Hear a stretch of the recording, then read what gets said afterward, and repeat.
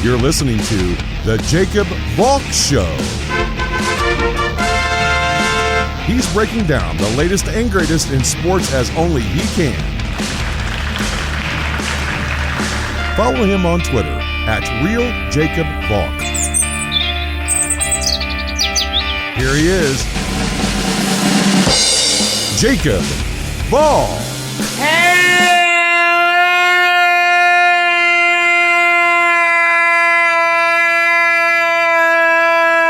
Hello, sports fans. Welcome to another edition of the Jacob Valk Show. I am the Jacob Valk, and you're not.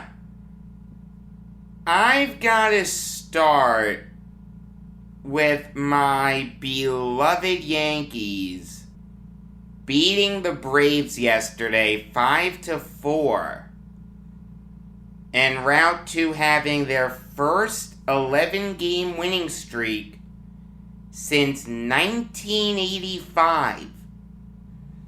It was another great win. Stanton with another home run. He's been tearing the cover off the ball recently. All you people out there that criticized Stanton, you look pretty foolish right about now. I always liked Stanton. Gary Sanchez with the RBI single that ended up tying the game in the fourth inning. DJ LeMahieu with the home run ended up giving the Yankees the lead. Rougned Odor with what turned out to be the game-winning home run. Great plays in the field. The Yankees throwing Freeman out at home. I thought he was out. The relay in the bottom of the eighth. Judge with the stupid decision to try for the lead runner. No! Keep that tying run at first. He didn't. Austin Riley tried for second. Andrew Velasquez saw it. He cut the ball off, fired to LeMahieu. LeMahieu kept the tag on. Riley slid off the bag. He was called out. Big moment after big moment after big moment for this Cardiac Kids Yankees team. Shades of 2017. Their last magical season. Now let me just say that rule that caused Riley to be called out needs to be amended. Just to put that situation into perspective, you've got Chad Green on the mound. There's a runner on first, one man out. Riley hits a single to center field. Aaron Judge comes up firing. He wants to throw Freeman out. That's the wrong decision. The Yankees are up by 2 at that point. You have to keep that tying run in not scoring position. Don't fall for the trap of trying to get the lead runner. Make the smart baseball play. Don't try to be a hero. Velasquez was able to cut the ball off. He has the presence of mind to do that, and he has the presence of mind to get the ball to LeMahieu. LeMahieu kept the tag on Riley as he was sliding into second. There wasn't a swipe tag. Riley's lead foot left the bag before his back foot hit the bag. So for that split second that Riley was off the bag, LeMahieu had the tag on, by definition he's out. But that's not what that rule is there for. That rule is there for people who overslide second base. That's not what Riley did. Flat out, it's just not. His lead foot lost contact with the base for a split second. Literally, a split second. Practically imperceivable to the human eye. His back foot hadn't made contact with the base. So by definition, Riley's out. Again, though, that's not what that rule is there for. It's for people who, as they're sliding into second base, just overshoot the bag. Or people who are rounding second, then retreat back, and don't make it back in time. It's for people who can't get to second base in time. Riley got there in time. That's the most important thing. It's not like Riley was out by 30 feet. No, that's a bang-bang play. The Yankees executed it perfectly. The thing is, though, Riley beat the ball to the bag. The only reason that he was called out was because he lost contact with the bag for literally a split second. Yes, he was called out initially, but I promise you, if Riley had kept contact with the bag all throughout his slide, he would have been safe. It would have been runners on second and third, 1 man out. Instead, it's a runner on third, 2 men out. Dansby Swanson grounded out to short. Now here's where things get a little interesting. Aroldis Chapman comes in to try to close the game out. It's 5-3 Yankees. He gets Travis d'Arnaud to ground out to Velasquez. 1 man away. Adam Duvall hits a single. Not the best thing in the world, but Guillermo Heredia struck out. So it's a runner on first, 2 men out. A-Ray Adrianza comes in to pinch hit for Will Smith. Chapman can't find the plate. Runners on first and second, 2 men out. Ozzie Albies at bat. It looked like Chapman got Albies to swing through a pitch. But the home plate umpire ruled that it was a foul tip, so he stays alive. There is no way on this earth that Albies touched that ball. The at-bat ends with Albies hitting a ground ball to Rougned Odor. A routine ground out, right? No, Albies beat out the throw. I don't know how he beat that throw out, but he did. Give Albies a ton of credit. So it's bases loaded for Jorge Soler. Soler draws a walk. That makes it a 1-run game, tying run at third, winning run at second. Aaron Boone brings in Wandy Peralta. Peralta gets Freddie Freeman to fly out to Joey Gallo in left. Ball game over. Yankees win a nail-biter. People are saying that Aroldis Chapman shouldn't be the closer of the Yankees anymore. No! Aroldis Chapman did his job. He got the third out. He got Albies to strike out. I don't know what Chris Conroy was thinking, but there's no way on this earth that Albies touched that ball. Watch the replay. He swung through the pitch. That's strike 3. Yankees win. Yes, Chapman made it a little more exciting than it should have been.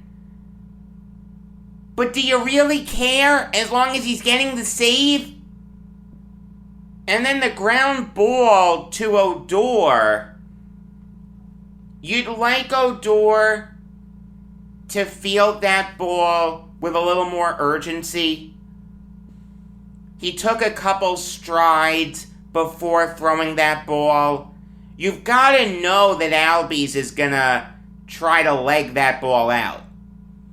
And Albies has speed, there's no question. We're not talking about a catcher here. We're talking about Ozzie Albies. Someone with 16 stolen bases this year. He has speed. Your internal clock has to be working a little faster. Odor thought he had more time, and he didn't. That nearly cost the Yankees the game. Twice. Chapman got Albies out. If Albies strikes out or grounds out in that moment, we're not talking about Chapman right now. We're talking about how great the winning streak is. But because Chris Conroy forgot how to umpire and Rougned Odor thought he was playing second base, that put Chapman in a position where he had to pitch to Soler. Now, Chapman should have been able to get Soler out.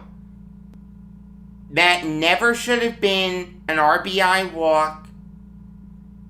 Okay, that's a bad job by Chapman. I get that. But if Albies is punched out or called out at first, Soler never gets to bat. The simple fact is, Rougned Odor is not a third baseman. Gio Urshela is gonna join the Yankees at some point in time for this coming series against the Athletics. It can't come soon enough. In the future, if Boone doesn't have Urshela at his disposal, he's got to put Tyler Wade at third, or move LeMahieu to third and put Odor at second, because Rougned Odor cannot play third base. This is not the first time he's had this moment. When you're playing second, you can be a little more leisurely with the ball. There's less distance between you and first base. When you're at third, you've got to hurry it up a little bit. Odor doesn't do that. It's not his fault. He's a born second baseman. He's played that way his whole professional career. The simple fact is, that's a bad job by Aaron Boone. I mean, I'll even do you one better. Put Gallo at third. Put Wade in the outfield. Do whatever you have to do to make it so Rougned Odor never has to play third base again. I give Odor credit for giving it the old college try, but it's not going to work. At this point in the season, you can't have Odor making those kinds of mistakes. Put him at second or DH. Nowhere else. But look, despite those two moments in the Albies at bat, the Yankees got the win. They have won 10 straight series. They have won 11 straight games. Andrew Heaney had another bad outing. Only pitched 4 innings. The bullpen was called upon to get 15 outs. They did it. Albert Abreu struggled, but you know what? Joely Rodriguez pitched well. Clay Holmes pitched well. He ended up getting the win. Chad Green was outstanding. Chapman did his job, although you wouldn't know it just from looking at the box score. And Wandy Peralta got a very tough Freddie Freeman to fly out to Joey Gallo. The way the Yankees are playing right now, they're a World Series contender. There's no other way to say it. They are firmly in the playoff picture. If the season ends today, we're looking at a Yankees-Red Sox one-game playoff at the stadium. It doesn't get much better than that. Then they'd go up against the Rays. Can you say revenge? Very possible. This is a better Yankees team. Then you've got the winner of the Astros-White Sox series to contend with. If it's the White Sox, the Yankees win. The Yankees have handled the White Sox this year. Yes, they lost the Field of Dreams game, but they're not going to play in Dyersville, Iowa in the ALCS.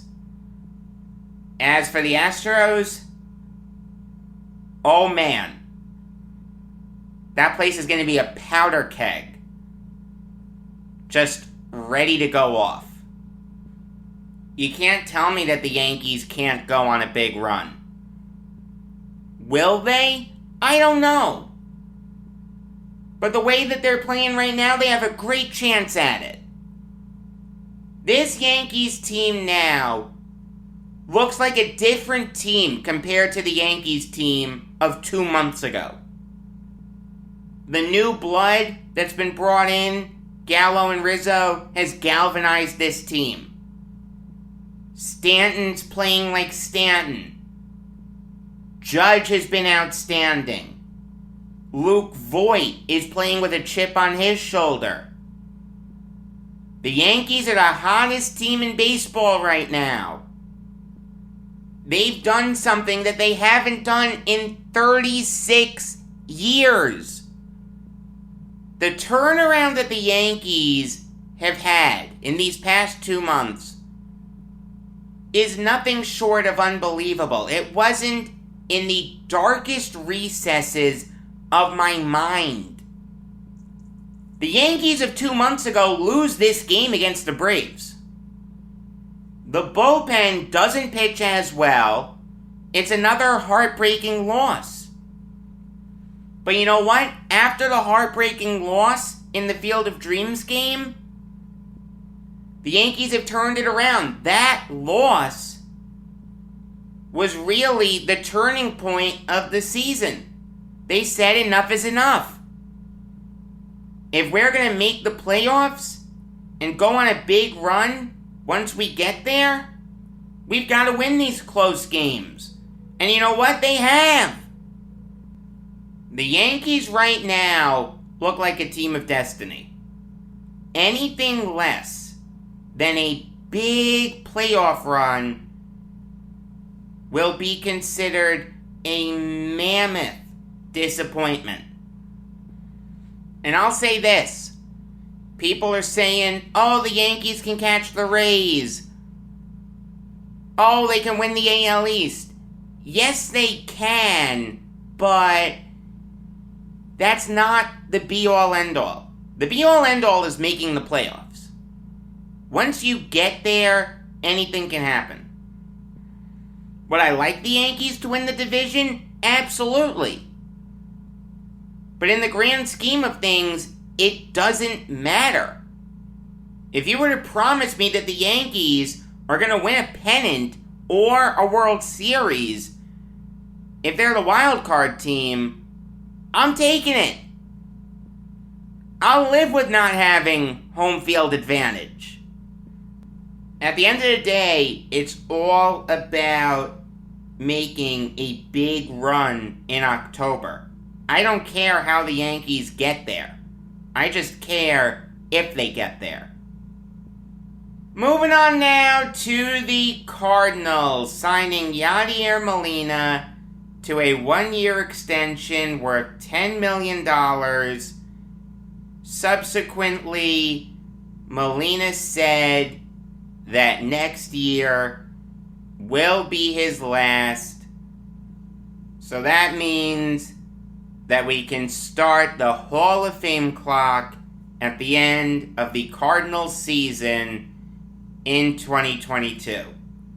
And make no mistake about it, Yadier Molina is a future Hall of Famer. He's either the best or second best catcher of the last decade, depending on how you feel about Buster Posey. He's a 10-time All-Star. From 2009 to 2015, he made 7 straight All-Star teams. He's a 9-time Gold Glover. He has 2 World Series rings. He's still playing well. He was an All-Star this past year.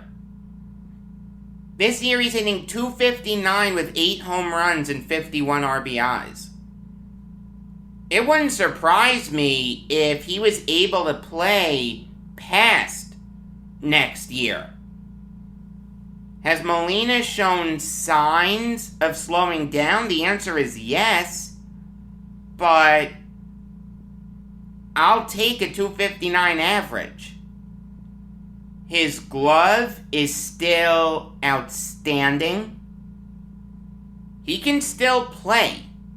Like, if Molina wanted to play past his age 40 season, I'd have no problem with that whatsoever. The thing is, though, 365 days from now, he's going to be 40. He has nothing left to accomplish. At this point in his career, there's nothing wrong with Molina saying, you know what, I want to start the clock on my induction into Cooperstown. Here's what I'm interested in, though. What's going to happen with Adam Wainwright? There have been rumors that Wainwright would call it quits after this year. He's still pitching well. He's 12-7 with a 3.1 ERA. He's actually leading the majors in complete games with 3. How great would it be to see Molina and Wainwright playing together in their final seasons? Like, Wainwright signs an extension with the Cardinals and says, yeah, I'm going to ride off into the sunset with the only catcher I've ever known. I'll say this. That's how the Hollywood movie would be written. The 2 of these guys coming back for one last season, giving it a go for another World Series.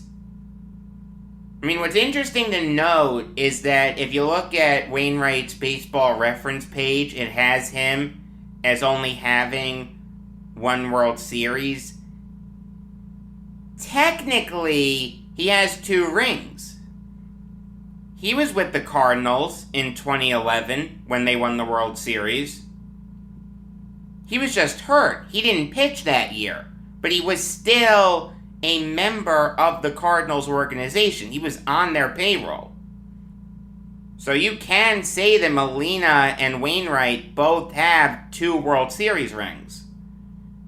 How great would it be for them to both come back to try for number 3? I don't think the Cardinals would get it, but it would be nice. Also, while Yadier Molina is a future Hall of Famer, make no mistake about that, Adam Wainwright isn't. Like I said, he didn't pitch at all in 2011. He only pitched in 7 games in 2015. He only pitched in 8 games in 2018.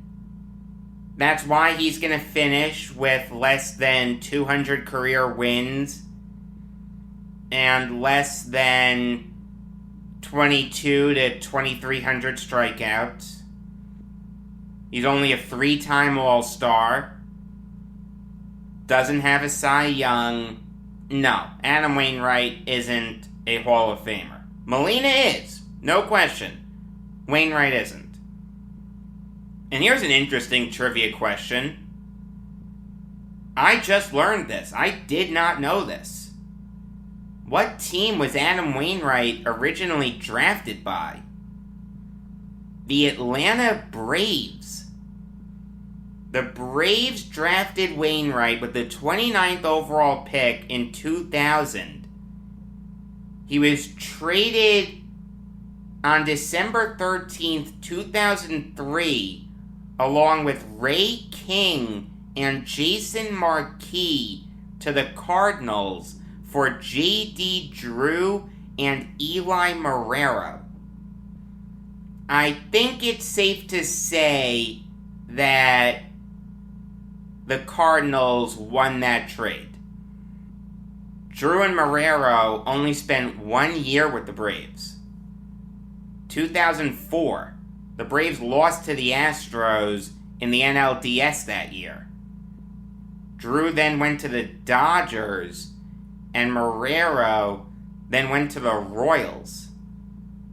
That's probably one of the worst trades in recent baseball history. That should be talked about more. Alright, now I'll give you some NFL Valk talk. And I'll start with the Pro Football Hall of Fame. They announced their senior finalist and their coach finalist for the 2022 class.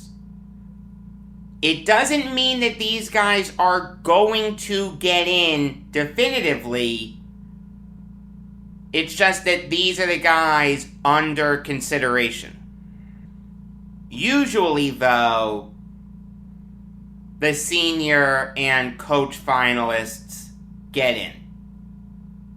The senior finalist is Cliff Branch, and the coach finalist is Dick Vermeel. Let's start with Branch. Probably the third best wide receiver in Raiders history, behind Tim Brown and Fred Biletnikoff. Just to give you Branch's career stats, he caught 501 passes for 8,685 yards and 67 touchdowns. From 1974 to 1977, he made the Pro Bowl each year. From 74 to 76, he was an All-Pro. In 74, he led the NFL in receiving yards and receiving touchdowns. In 76, he led the NFL in receiving touchdowns. And like I said, he won Super Bowls 11, 15, and 18. Want to hear something interesting? If you'll recall, the coaching finalist last year was Tom Flores. Flores got into the Hall of Fame. Flores was the coach of the Raiders teams that won Super Bowls 15 and 18. So the Pro Football Hall of Fame is finally getting around to honoring those teams. Maybe Todd Christensen will be next, or Jim Plunkett. In my opinion, Branch should be in the Hall of Fame. I love the 3 Super Bowls. I understand that when you look at his career numbers, they don't knock your socks off. But this guy was an integral part of 3 Super Bowl winners. Branch was the best receiver on the 76 Raiders. He was also probably the best receiver on the 80 Raiders, depending on how you feel about Bob Chandler. It's close, but I'd probably give it to Branch. In '83, Branch was the best pure wide receiver, but that offensive attack really ran through Todd Christensen through the air and Marcus Allen on the ground. But still, though, Branch was there. He was a key part of that team. Maybe the peak isn't where you'd like it to be, but to me, the 3 Super Bowls get him in. Before Jerry Rice, Branch actually held the NFL career playoff records for receptions and receiving yards. Thank you, Wikipedia. I understand that Branch isn't a surefire Hall of Famer. There's a reason that he had to wait so long. It's a shame that if he's inducted this year, it'll be posthumously, because he did die in 2019. But you know what? He's not a surefire case, unfortunately. He should be in, though. Better late than never. If I had a vote, I'd gladly give it to Cliff Branch. As for Dick Vermeel, there's no question in my mind that he should be in the Hall of Fame. He made 2 Super Bowls. Funnily enough, you know the first Super Bowl he was in? Super Bowl 15. I'm just talking about Super Bowl 15. It was Raiders-Eagles. Vermeel was the coach of the Eagles. The Raiders won 27-10. You gotta love the serendipity. He actually put together 3 straight double-digit win seasons for the Eagles from 79 to 81. Then, obviously, he took a break from coaching, came back with the Rams in 97. He was the guy who gave Kurt Warner a chance.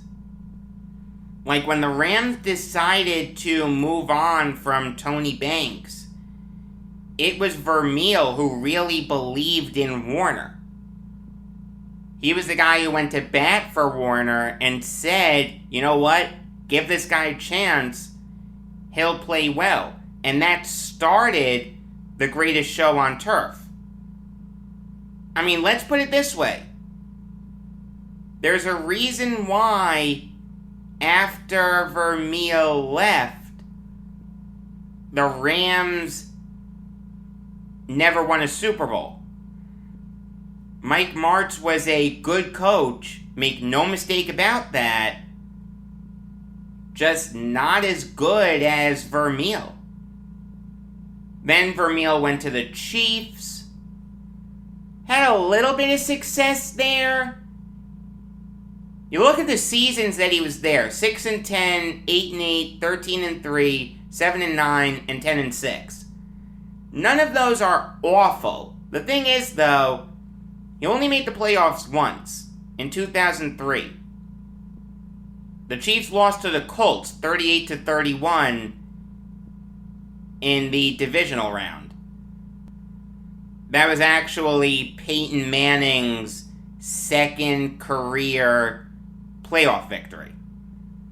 By the way, I don't know if you saw this, but when the committee was discussing Peyton Manning's Hall of Fame candidacy, they only took 13 seconds to deliberate. 13 seconds too many. I understand that when you look at Vermeel's career wins total, it's not where you'd love it to be. He's behind guys who aren't gonna sniff the Hall of Fame. Guys like John Fox and Marvin Lewis and Jeff Fisher.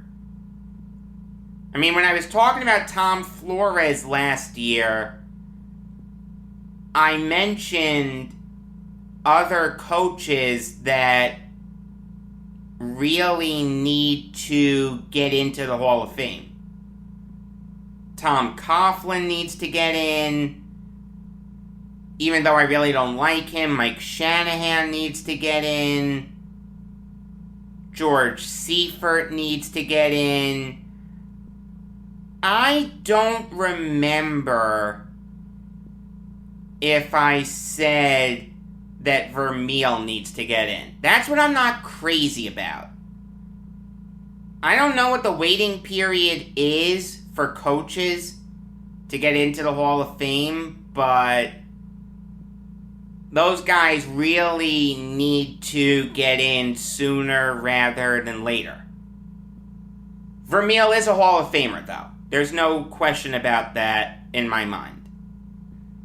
Moving on now to the Patriots trading Sonny Michel to the Rams in exchange for a 5th and 6th rounder that will turn into a 4th rounder if and when the Rams get a 4th round compensatory draft pick. This is a great trade for the Patriots. I'm not a big Sonny Michel fan. Here's a guy with 3 NFL seasons under his belt. He's never cracked 1,000 yards. He's not a good pass-catching back. This guy was like the 4th string running back for the Patriots last year, behind Damian Harris, James White, and Rex Burkhead. This guy really doesn't have a lot of talent. Now, I understand that the Rams really needed a running back because Cam Akers is out for the year. So that left the Rams with Darrell Henderson and blank. The thing is, though, you've got Todd Gurley sitting in free agency, just waiting for that phone call. I understand that Gurley didn't have a great year with the Falcons last year, fell off in the second half, finished with a career low in rushing yards, averaged just 3.5 yards per carry. But here's a guy who Sean McVay has had success with and will cost you nothing. In 2017, McVay's first year with the Rams, Gurley won Offensive Player of the Year. He led the NFL in rushing touchdowns. The year after that, he led the NFL in rushing touchdowns again. He had a down year in 2019. And look, Gurley will never be that Offensive Player of the Year again. But he would have given you good production. And it would have cost you nothing to sign him. What would you rather do? Trade a pick or two for Sonny Michel?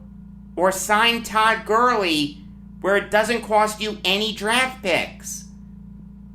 I gotta be honest with you, I think that Todd Gurley is better than Sonny Michel. I don't get this for the Rams. It makes no sense to me. And an absolutely outstanding job by Belichick in getting something for someone who was buried on the depth chart. Like I said, last year he was 4th. This year, he was probably 4th as well. Ramondre Stevenson was probably ahead of him. I'll take Stevenson over Michel. Great job by Belichick. again, he takes advantage of McVay. Moving on now to the Broncos, naming Teddy Bridgewater as their starting quarterback over Drew Lock. I had a feeling this was coming. I'm not a big Lock fan. I liked him coming out of Missouri, but he was really never able to put it all together. He had a good rookie season. He started 5 games. The Broncos went 4-1. Lock played well in those games. He just fell off a cliff last year. Completed under 58% of his passes, threw for under 3,000 yards, led the NFL in interceptions with 15.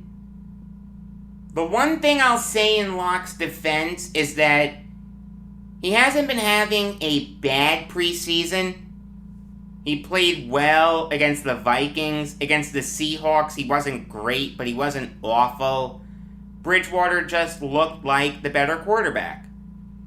And once a new regime trades for a quarterback, especially one like Bridgewater, with starting experience, someone who's solid, not a ham and egger, the writing was on the wall that Lock wasn't gonna start for the Broncos anymore. It brings up an interesting question. What are the Broncos gonna do with Lock?